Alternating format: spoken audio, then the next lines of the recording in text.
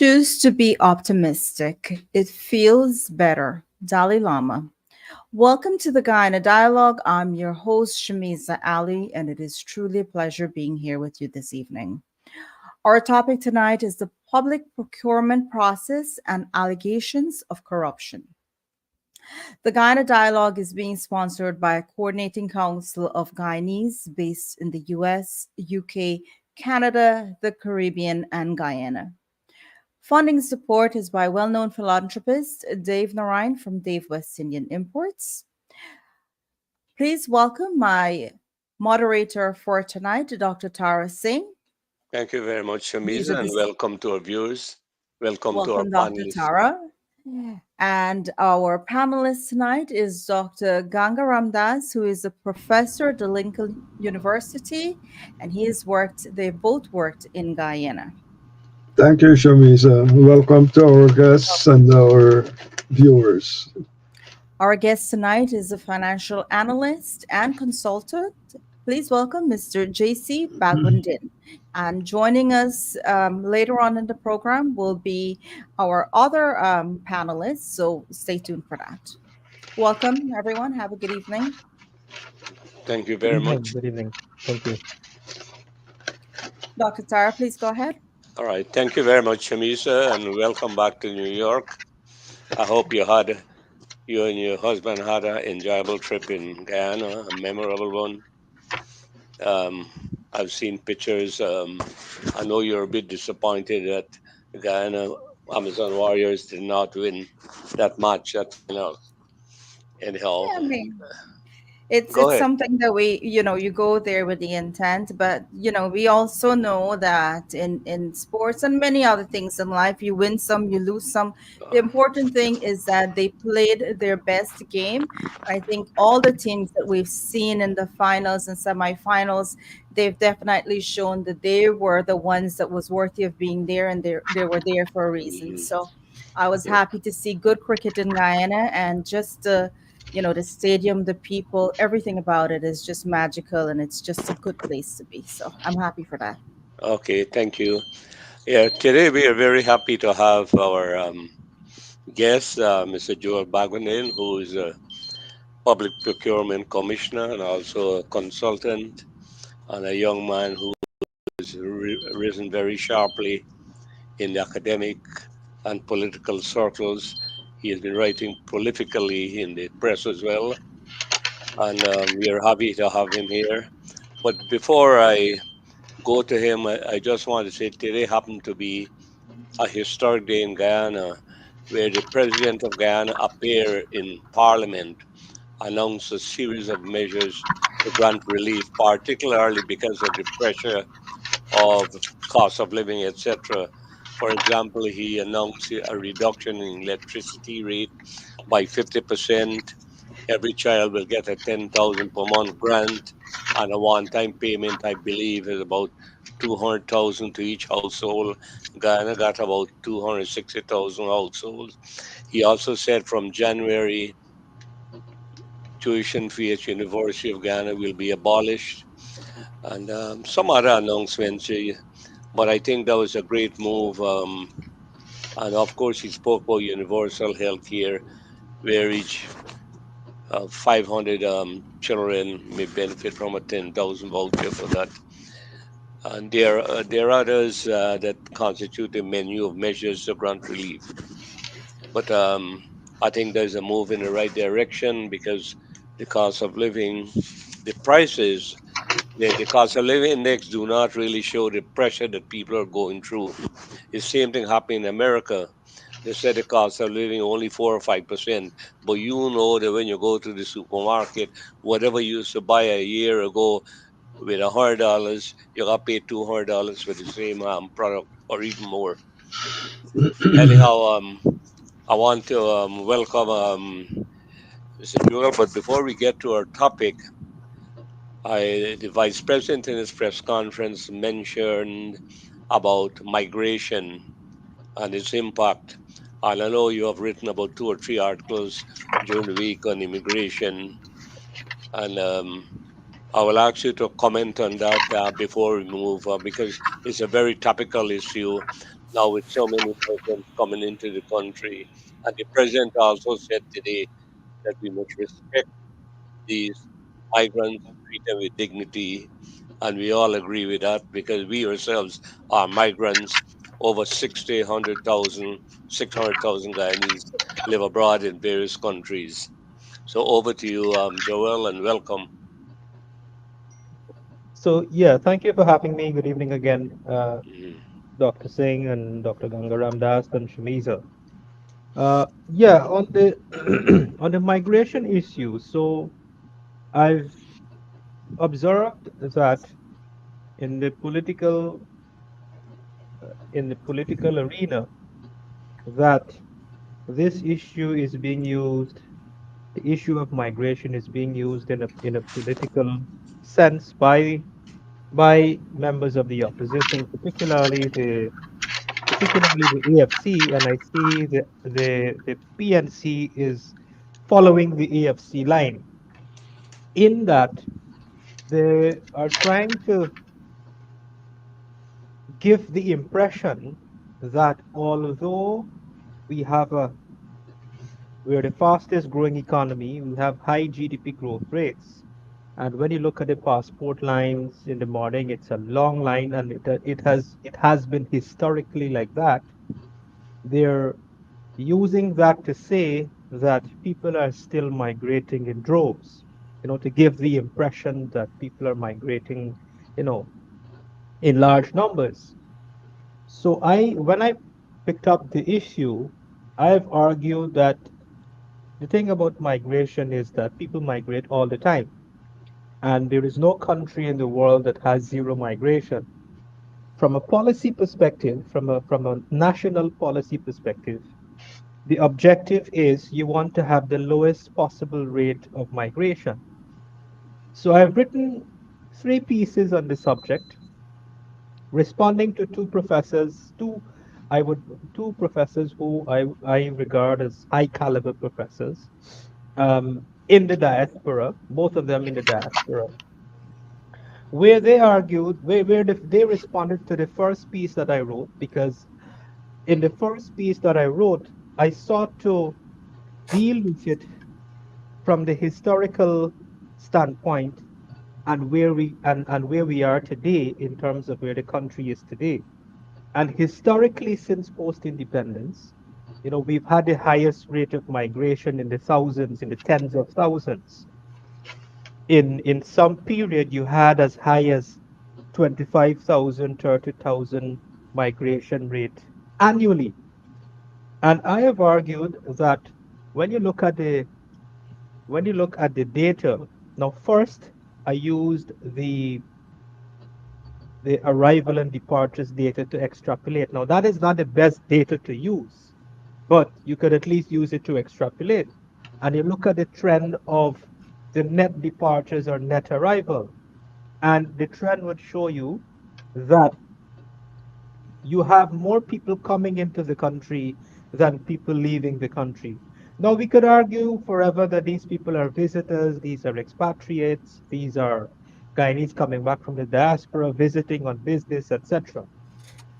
Now, following that, after one of the professor challenged that, I then did some more research and I found the perfect data.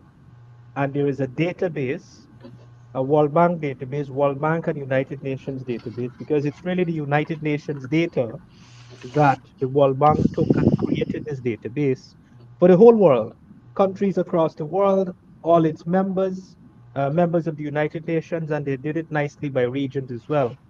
And they have the historic data from way back in the 1960s. From since 1960, they have data, and that data is the net migration rate for each country.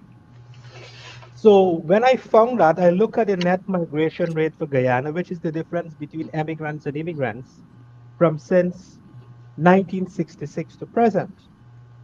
And I reconstructed the World Bank chart, and it shows that there has been a decline, right? And it is so low today compared to in the 80s and 90s and 70s that it is 6 times lower today in the present Guyana of today in contrast to where it was in the 70s, 80s, and 90s era, early 90s era. So that means that our net migration rate is declining, and the objective is to have the lowest possible net migration rate. And the data tells that we are achieving that objective. It is a positive signal for the country. It means more persons are staying in Ghana, although you have people still migrating. I'm not saying that there is zero migration. People are still migrating for various reasons. And but you don't have it in at the rate of migration that we have had in the past. So that was my argument on it. Unfortunately, I found very authoritative data to support that argument. Are you aware of any other author using the arrival and departure in their analysis to get an assessment of the level of net migration? Well, interestingly, there's a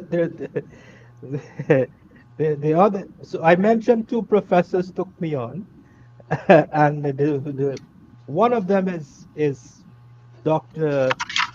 Dampat, who responded to the first letter I wrote using the net arrivals data. He didn't have when his letter was published, the second one that I published with the World Bank data, the net migration rate, he didn't have the benefit of that one. So he didn't see that one. So his letter was published, and he started to discredit the data set that I use, saying that that is an inappropriate data set to make the conclusion that I made. But then I found that he wrote a book. He wrote a book which was a compilation of his academic essays over a long period of time, and he used the exact same data, the arrival and departure, to tell the same story.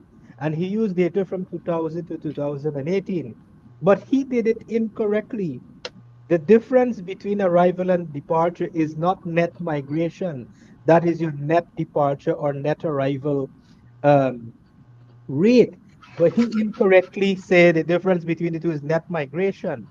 The net migration is the difference between emigrants and immigrants. Now, and it's a totally different concept and metric as opposed to the arrival and departure data. And let me tell you a little bit about the World Bank and the UN based on my knowledge. Well, particularly the United Nations, because the data is originally the data of the United Nations. So the World Bank took the United Nations data, that's the original source, and they created this database. And they have the chart by country, you could go and pull it up.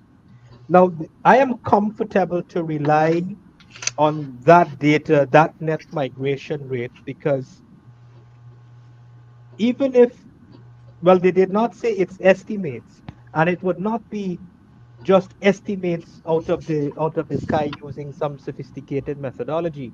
The United Nations has an arm, an organization which is an arm of the United Nations called the International Labour Organization.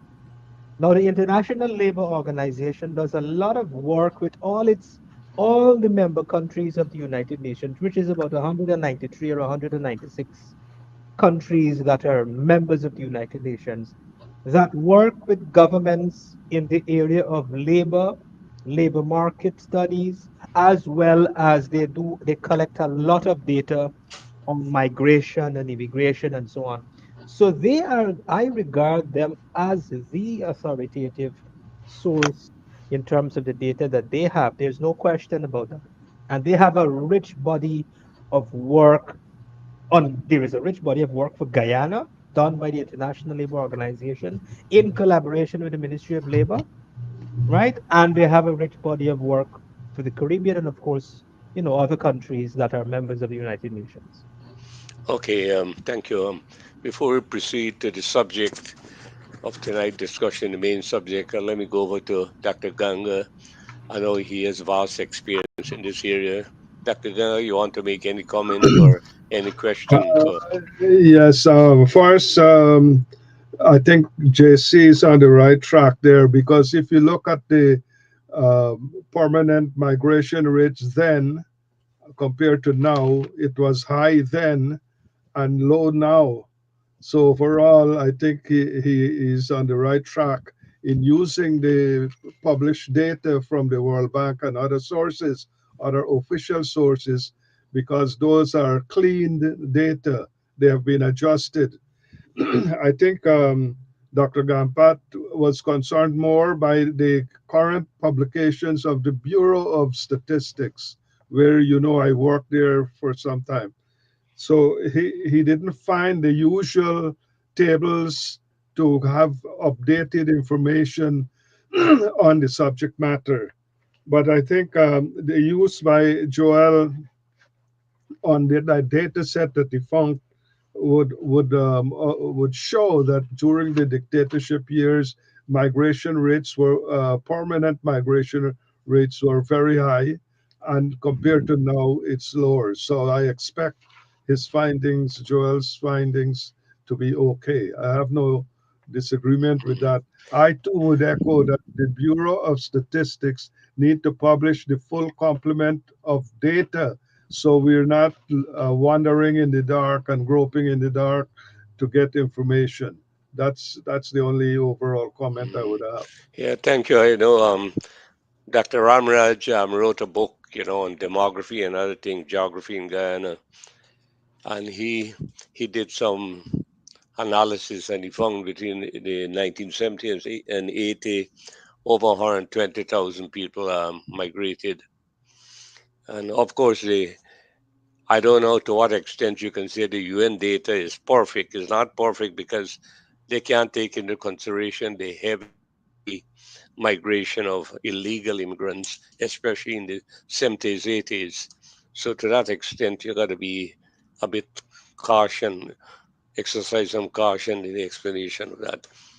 Yeah, no, no, Anyhow, I'm not saying that it is perfect. I'm saying it is credible, and mm, for this all purpose, right, of course, you will have a margin of error, yeah, and on the illegal aspect, yeah. they would use estimates, and Mm. in and make adjustments for estimates for the sake of Well, comparison. I can tell you based on some work that I'm doing that the golden age of emigration, EMI, from Guyana was in the 70s and 80s. We're over 250,000 left the country. Data from the US State Department will validate and from the Canadian system. But this is a subject, a whole, take up a whole program. Anyhow, let's go to over the past couple of weeks, one of the major focus of the opposition parties, the AFCNP, has been allegations of widespread corruption in the procurement process. I think that one of the things that exacerbate this is that the general public do not have a good idea of how the process works, how it's designed to achieve fairness and equity, etc. You being a public procurement commissioner, if you can run through quickly for the benefit of our viewers how the process works, what is designed to achieve, and if you achieve that. Well, so I would consider this program a part two, where we left off the last time.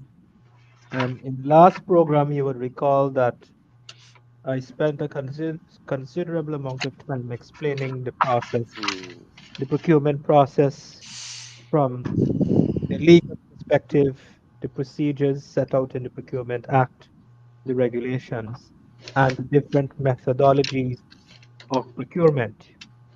And all these are provided for in the Procurement Act. There is open tendering, restricted tendering, single sourcing, and these are different methodologies of procurement. mm, There is also procurement through community participation. And of recent, we see that the government is utilizing this method at a community level a lot so that to get more people involved. Only recently, I saw the vice president was in Barbados, and quite a lot of persons there benefited from the community participation uh, type of disseminating contracts through the procurement system. So generally, the outside of those, the administration of procurement is centralized, whereby you have the National Tender Board that would administer the entire procurement system. So they would administer all the procurement above a certain threshold for the entire country. You have the regional agencies of government as well as the ministry. They do their own procurement too as well, but there is a limit that they're restricted to that they could do uh, at their level.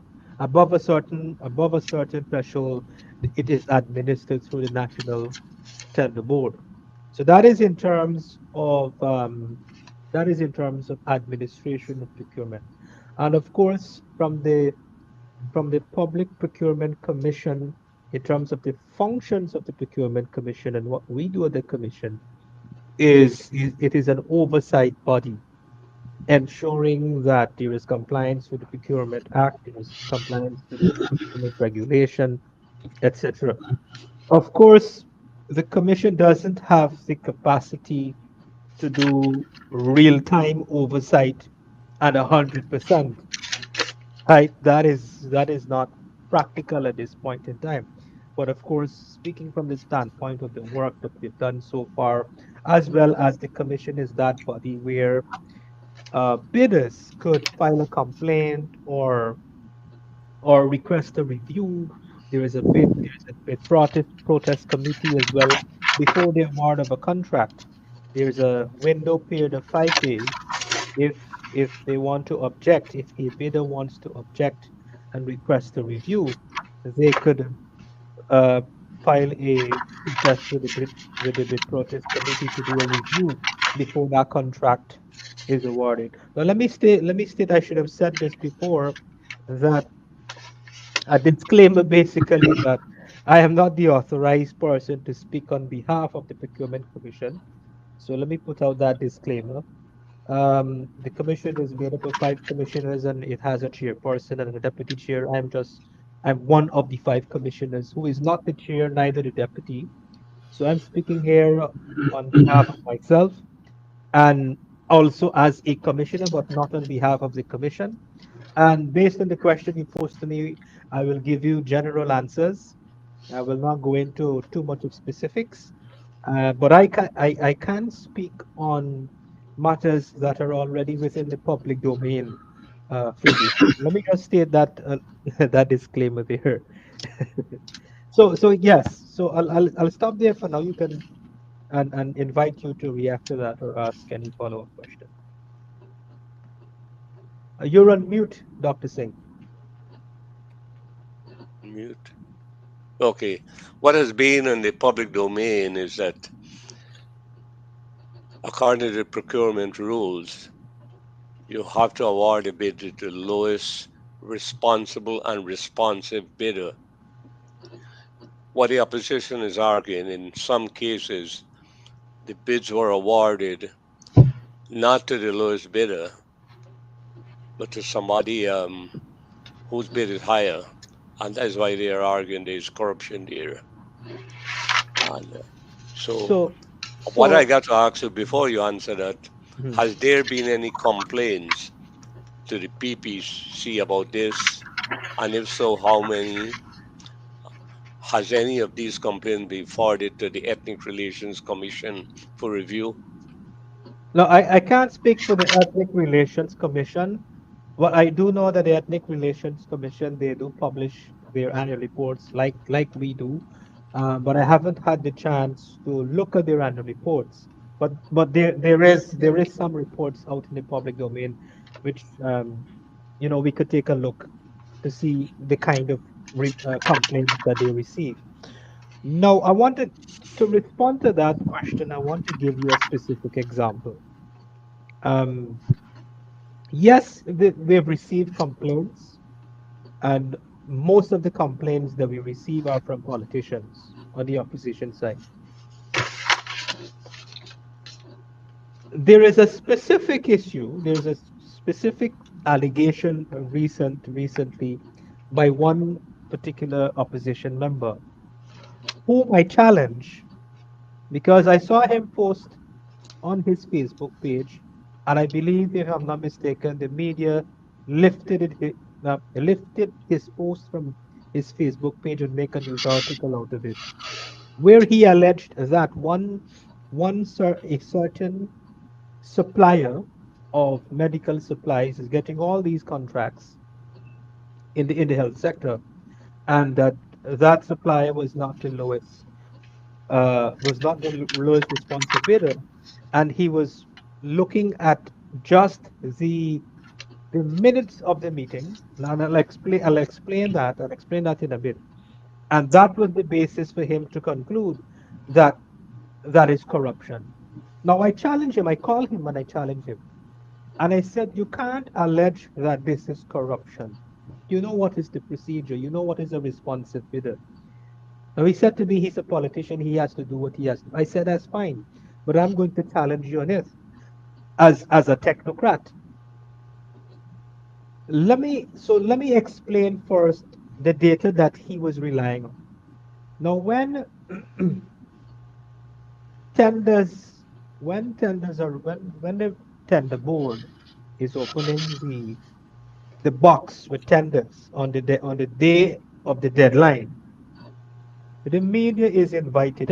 It's a public thing. All the suppliers are invited to send a representative to see the opening of the box, witness the opening of the box, as well as the media. Now that process, which is a open and transparent process from the time the box is opened and all the envelopes are taken out, they and then they spend an entire day to then open up those envelopes, and the tender board, they produce a minute of the proceedings. That minute is published on their website. So that becomes a public document, which one media house, Public News, is dedicated to publishing that minutes, right? And what a minute has, the minute simply has the bidders and how much they bid. Because when they're opening, they will open the bid, they will call the supplier name, and they will call the amount. And so there is a table with the suppliers and how much they bid. Now that is what they are using to conclude that based on that based on that data that I explained, that these suppliers are not the lowest. So now I have to explain to you what is a responsive bidder. A responsive bidder is a bidder or a supplier who would have met all of the evaluation criteria which is set out in the standard bidding document, which they would receive to prepare their bids, to prepare their response. So that is a responsibility. So you would have a long list of criteria, financial statements, experience. You got to present proof of your experience, whether it was a contract, list of equipment, a whole long list of documentation you have to provide, and you have to demonstrate that you have the technical capacity as well as the financial capacity, among other things. Now, that is what is meant as a responsive bidder. So, bidders who fail maybe one or two or three of those evaluation criteria, fail to satisfactorily meet those criteria, they will be they will not be considered a responsive bidder, so they will be disqualified. So only those, let's say if you have 10 suppliers bidding for one item, or to build a road, for example, and five of the 10 suppliers, when the evaluators would have evaluated all 10 of their submissions, they found that five of them did not meet all of the criteria, so those five will be disqualified. And so now, the lowest responsive bidder now would be the five that meet the criteria. That is a responsive bidder. A responsive bidder or a responsive bid.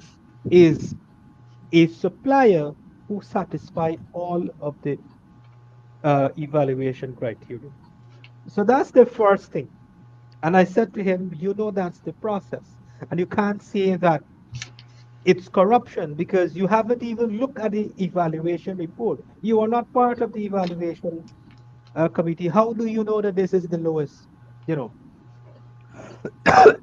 so that's the first thing to explain and to understand, which is the basis for a lot of these allegations coming from the uh, opposition. The second thing I told him, I said, if you are so certain that something is wrong with this contract, then file a complaint to the PPC and let us do the review. And then you will have a basis. This is about 2 or 3 weeks, maybe about a month ago, and no complaint has been filed, right? So, so I'm giving you this specific example where I personally confronted one of these opposition members, and what they're doing is they're politicking. They're scoring political points, and that's their line of attack. You know, there's no seriousness Hmm. even if they're really serious in terms of really Okay. dealing with the So, root causes of corruption. so you're saying that some of the allegations are malicious, Yes, yes. I'm but giving you specific are you examples. are you saying at the same time that there is no corruption in the process? No, no, I'm not saying there is no corruption. We'll get to that. There's another important thing Hmm. I want to say with this same opposition member whom I confronted. I said to him, thirdly, I said to him, he then called publicly that well, by this time you would know who I'm speaking about. Ganesh Mahipal. He made a couple of public statements calling for the overhaul of the Procurement Act. So I called him again and I said, what you are saying don't make any sense. Because the first thing is the government is already committed towards reforming the procurement legislative framework. The government is on record through the Attorney General making that commitment, as well as the Vice President. You coming out and saying overhaul Procurement Act doesn't mean anything other than to score political points that you're saying this. But that's not my issue. The issue is it's not overhauling. I'm now coming to the other question. If we could overhaul all we want, but the most important thing is compliance with the act. And what we have now in to your question whether there is corruption. Now I can't say I am not in a position to say definitively whether there is corruption. The vice president who spoke publicly on some of these issues, for example, the story with the engineer, he is in a better position because they are the executive and they are the administrators of government, right? That particular case didn't come to us, but these are things that are happening, and they are in a better position to know whether there are issues of corruption, and there is a process how to deal with that, and there are consequences too. Now, from the coming back to the PPC standpoint, what we have found, and this is in our reports, which is publicly available, and I said to Mahipal that we report to the National Assembly, and we've tabled our first report. Have you read it? Now, the guy has never read the report, and he's a parliamentarian. He's a member of parliament. Our report has been laid over to the National Assembly, our first report for the first year. He's making all these public utterances on procurement and corruption and so on, and he's never read the report. And if he would have read the report, he would have seen the recommendations that we have made, that the Commission has made, in terms of reforming the procurement, the the legislative framework, the procurement system. And that's just in the first report. In our second and third report, right? Our this term, our term expires next year, July. So in our second and third report, we you will see that we have expanded in terms of our recommendations for reform, including e-procurement, including moving to an e-procurement system, which will, in my view, eliminate maybe 90% of the problem we're having right now. And again, the government has already by way of government policy has already committed towards moving in that direction. And they've already started that process. They've already started that process to move in that direction vis-a-vis making the provision in the 2024 budget to start to move in that direction. So in terms of reform in the procurement system, reforming procurement laws and regulation, we're moving in that direction. The commission, the PPC is making recommendations based on the work that we're doing, as well as the government too. They're doing their own review of the act, and based on their own issues and challenges, they're making recommendations. So we can expect to see that. Now, whether there is corruption and to what extent, I am not in a position to confirm or deny, but let's go on the basis of if I can see anecdotal evidence that you do have corruption in the system.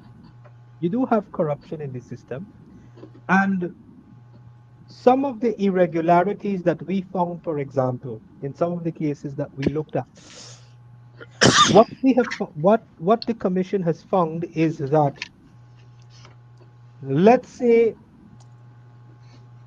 a bidder file a complaint for a review, and we found issues in the review. They didn't meet the all evaluation criteria and so on, but the contract was already awarded. In the Procurement Act has certain checks and balances. And if those checks and balances were strictly adhered to, a lot of the discrepancies and irregularities that we have uncovered through our work would be minimized. And one example is when the evaluators make the recommendation, when they evaluate a bid, and they make the recommendation, award this contract to, they recommend based on evaluation to award this contract to John Public. Now, this is coming from the tender board. The tender board will then send that recommendation to the procurement entity. Now, the tender board is not the procurement entity. The procurement entity is whichever ministry or agency through which that is procuring the service or the good, or whatever the case is. So that could be another ministry, maybe public works or whichever ministry or agency. That's the procurement entity. But the tender board administers the procurement process. So they would then send their recommendation, send their report to, let's say, Ministry of Public Works. And Ministry of Public Works, it is they get a letter from the tender board recommending which supplier to make the award to. Now, what has been happening for forever is that the ministry, meaning the procuring entities, they blindly follow that recommendation. Whatever the tender board say, that's it. They don't review anything. Now, that is a breach of the Procurement Act, because the Procurement Act says in one of the provisions that the procurement entity, when the recommendations come from the tender board, they reserve the right to object to a recommendation if, when they conduct their own review of the evaluation and they found any discrepancy, right, that this is a wrong recommendation, and that we shouldn't give it to John Public. We um, um, Dr. Ganga Ramdas should get it because there is an error or whatever the case is. they have the right to now object to that recommendation and send it back to the tender board to correct it. That is provided for in the Procurement Act, and it is not being practiced. Now, we've had throughout the years, we've had a lot of training with permanent secretaries, and now all this is public information, because everything we do, we put it out. We write a press release and we put it out. And we've had training across the country. And when we bring this up with them, nobody knows. Nobody knows about this. Nobody knows that they have so much, that they have the power to do that or the authority to do that. And so we tell them, if you don't do that, you are still held accountable. Because what they do, they hide behind the tender board. They don't want to take responsibility. Procurement entities, the administrators there, they don't want to take responsibility when something happened. Check with it on the board is now we just get the Yeah, yeah, recommendation. So these are some yeah. examples of some of the issues that All are right. happening. Let me go over to Dr. Ganga. Yes, it looks like what's in the Procurement Act is not faulty. That's okay. The evaluators are doing their work, but they're a bit late, or sometimes they miscue on in terms of what they should be focusing on. The tender board follows the process. I can't see any flaws there. But in terms of the effectiveness, which involves compliance issues, there's many a slip between the plate and the lip. So we need to look at critically at the compliance. Several years ago in the United States, I was with a group that's called the Atlantic Contract Compliance Association, and that's an independent body. So we need to look at the possibilities of strengthening compliance through independent associations inside Guyana so that they can keep uh, tab on various issues relating to the effectiveness of the National Tender Board work, what you have laid out there. We need to do more work uh, as additional efforts to make sure that the tender board goals, objectives, and decisions are complied with effectively. So that's how I will comment overall. There are further details that could be looked at, and the body might not be Joel's group, but the compliance group, and I think that's where we need to go to deflect this criticism in terms of biases and so on.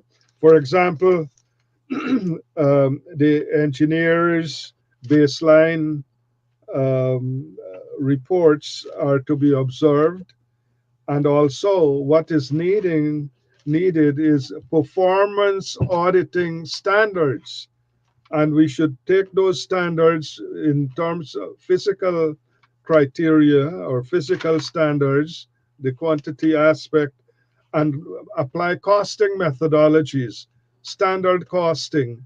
So together, performance auditing would take the cue from the engineers' quantity estimates, baselines, and also apply standard costing procedures in order to evaluate the project which the public would be perceiving and the public would be aware of. So we need to get down to those compliance issues. The contract awards, I think Joel has explained this in terms of the criteria, the responsive bidder set, the set of guys or the set of finalists, so to speak, that you go back to and you rank those. I think that makes a lot of sense.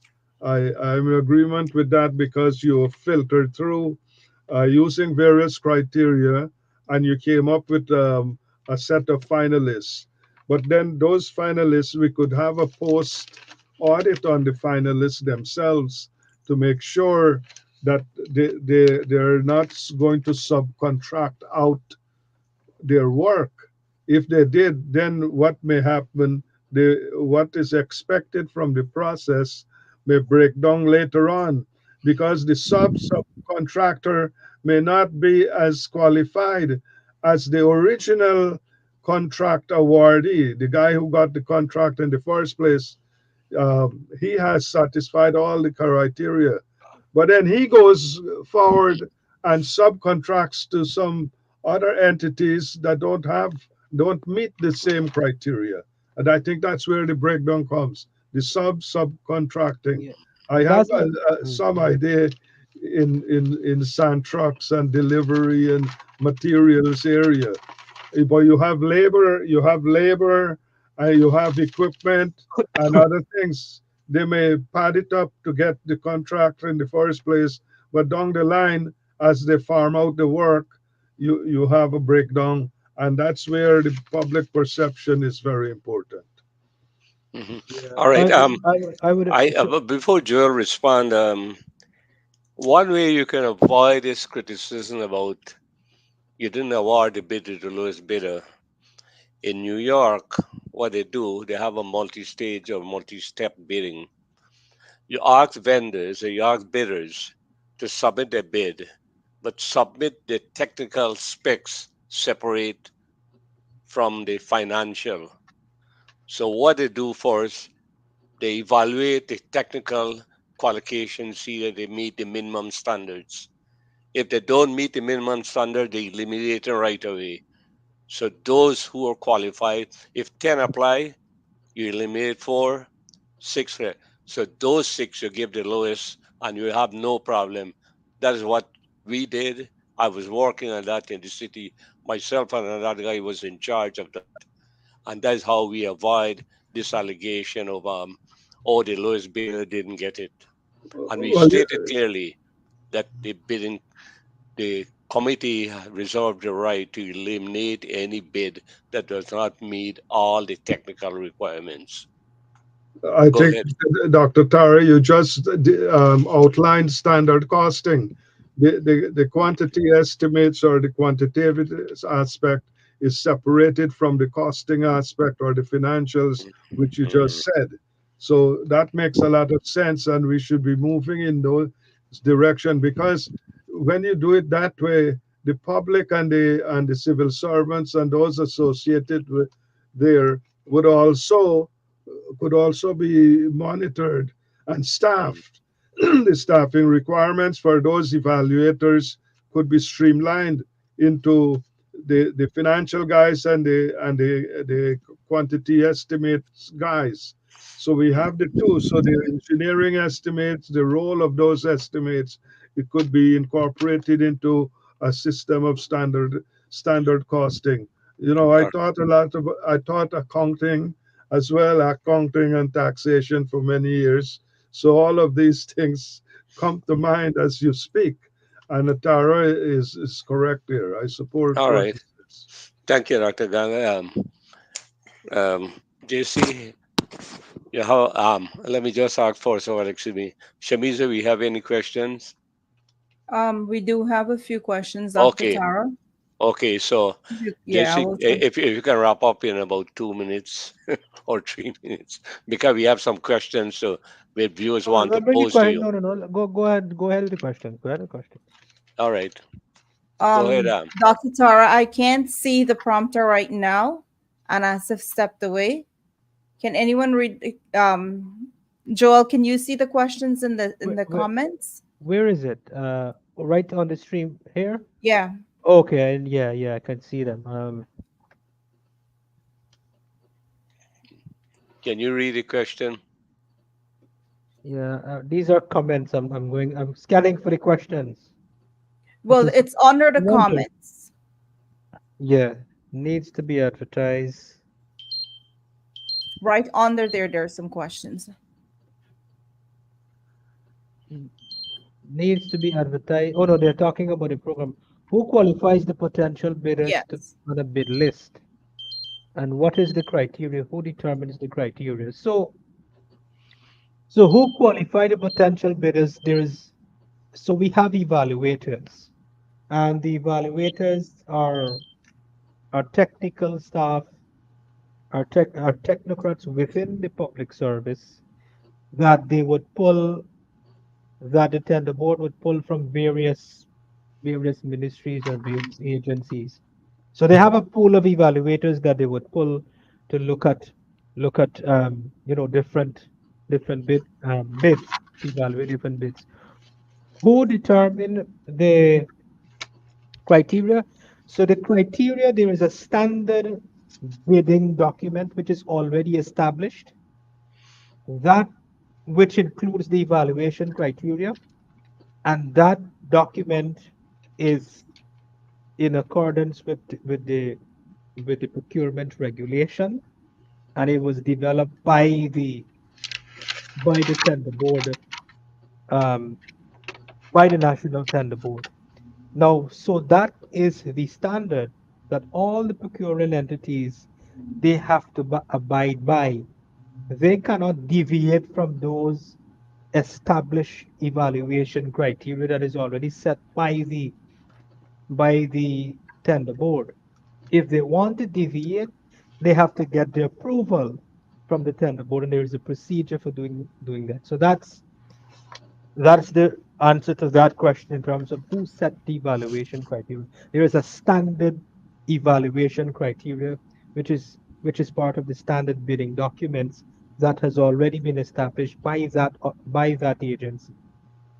Okay, thank you, Joel. I can now see it. So, is there a scale established for the level of corruption? For instance, 5%, 10%, 20%, etc. Here, I would have to rely on the vice president's figure.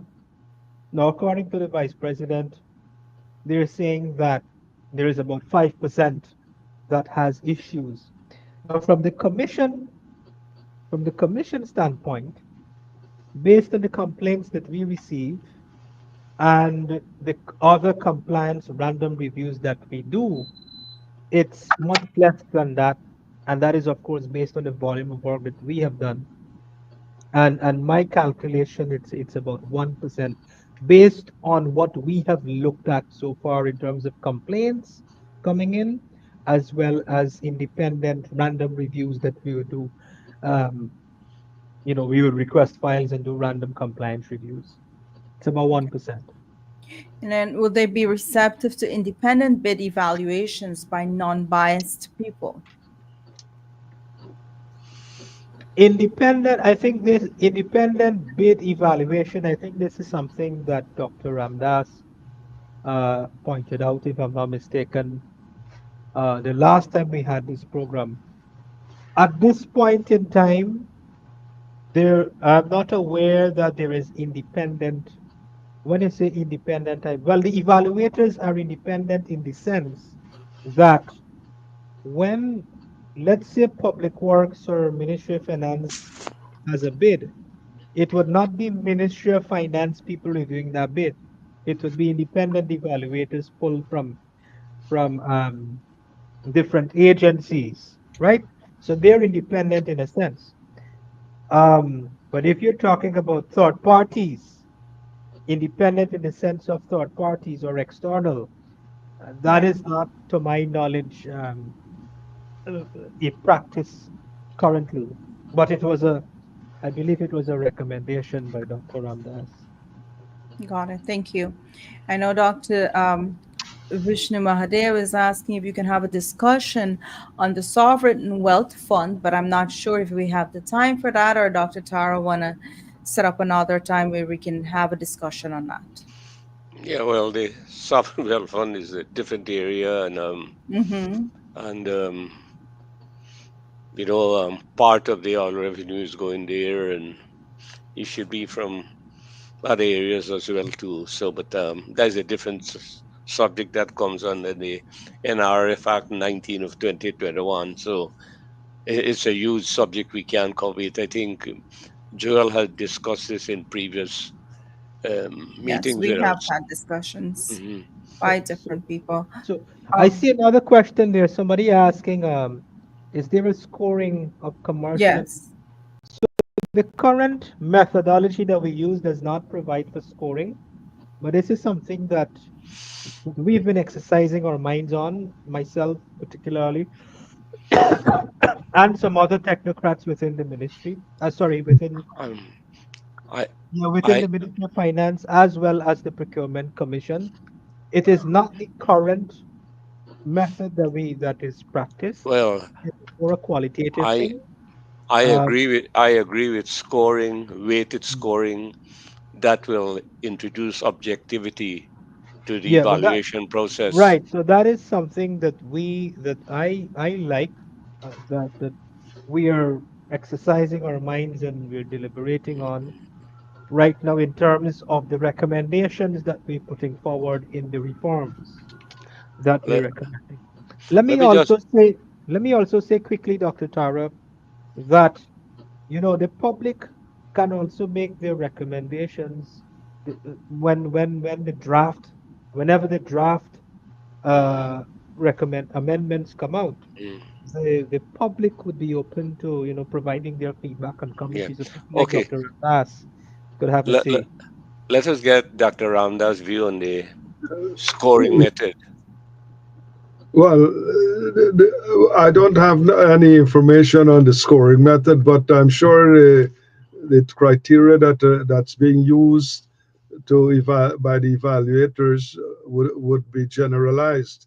What I would say is they should make use of a registry of licensed contractors and some of their qualifications, and then you have another registry for the unlicensed contractors.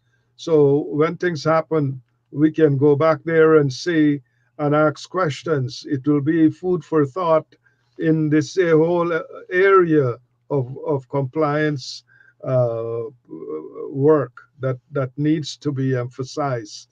So as we go along, we can tweak the system in terms of the criteria that we're using, and then we'll be able to make the process more effective as we go. Okay, let me just ask Joel one. This is very important. Dr. Gangi, you raised a question about subcontractors not having the equivalent qualifications or technical expertise like the main contractor. What is the system doing to rectify that deficit? So I want to comment on the registry comment as well from Yeah, Dr. Das. go ahead. So that is something that is already in place. That speaks to pre-qualification. Now the Procurement Act provides for pre-qualification, and there is a database of pre-qualified controllers. So that is something that is already being practiced. Um, in terms of the other question, Dr. Singh, could you repeat it? Could you repeat the other I question? said, Oh, Dr. Ganga, subcontractors. yeah. Yeah, so from the PPC side, this has not been an issue that so far has come to our attention formally, or it has not been an issue where we have found Mm, any issues on the cases that we have looked at where bidders are subcontracting. However, it is a concern in certain circles that I'm aware of, and it is a method allegedly being used by some bidders to on the bid to get the job, and when they get the job, they subcontract it. They get their money, but a subcontractor who has to execute the project because they bid so low. That is why we end up with a mm, substandard finish. And so this is something that I'm also aware that is a concern for the executive, for the yeah. government. They are aware of this, and it is something that are they have to root out, and Okay. they're committed towards that end. Okay. Shamizab. Thank you, Dr. Tara. Thank you to our panel. And thank you to our guests. Joel, we will now ask you for your closing remarks. So my closing remarks is on the topic that we've discussed the procurement process and allegations of corruption, I've given you and the viewers a specific example where I personally confronted an opposition member and how that went down. And the findings in that the conclusion from that example is that all these allegations, most of them don't have any basis. Although you may have legitimate, they may have issues of corruptions that have merit, right? These allegations coming from the politicians, most of them have no basis. And if they are so serious that there are issues, then there is a process. There is a process. Go through the procurement commission, file your complaint, make your case, or go to the police. Right? There is a procedure. If it's something that you have hardcore evidence, then go to the police. Right? And people are not using the procedure that is there. So I want to say to your viewers and the general public looking at this program that wherever there are issues of corruption or reasons to believe that corruption exists, please use the institutions that are set up for this purpose or for these instances. Please utilize it, right? And file your complaints or whatever the case may be. Thank you, Joel. Thank you to all of our viewers. Thank you for your questions.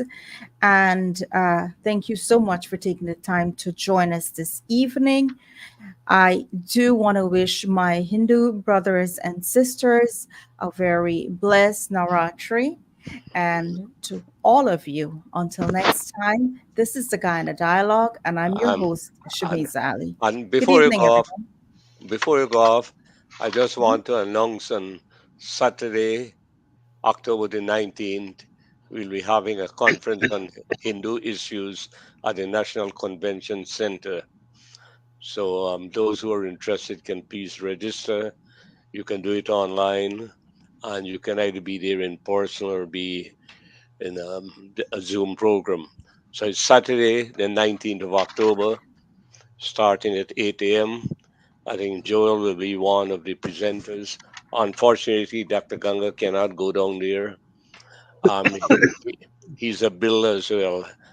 Dr. Ganga is a man of art, jack of all trades. So, Definitely. okay, thank Thank you. you very much. Have a good evening, everyone. Good Thank you. evening. Have a good evening. All the best. Thank you, Joel.